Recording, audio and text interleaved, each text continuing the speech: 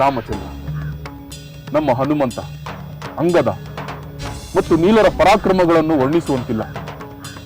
ಅವರ ಮಹಾ ಸಾಹಸದಿಂದ ಇಂದು ನಮಗೆ ಘನವಾದ ವಿಜಯ ಪ್ರಾಪ್ತವಾದಂತಾಯಿತು.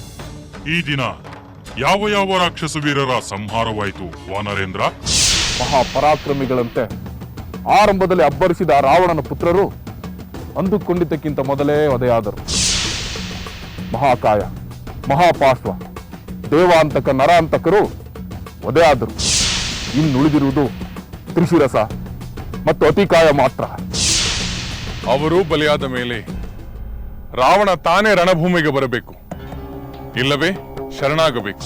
ಬೇಡ, ಅವನು ಶರಣಾಗುವುದು ಬೇಡ. ಶರಣಾಗತನಾಗಿ ಅವನು ತನ್ನ ಜೀವ ಉಳಿಸಿಕೊಳ್ಳಲು ನಾವು ಅವಕಾಶ ಕೊಡಬಾರದು.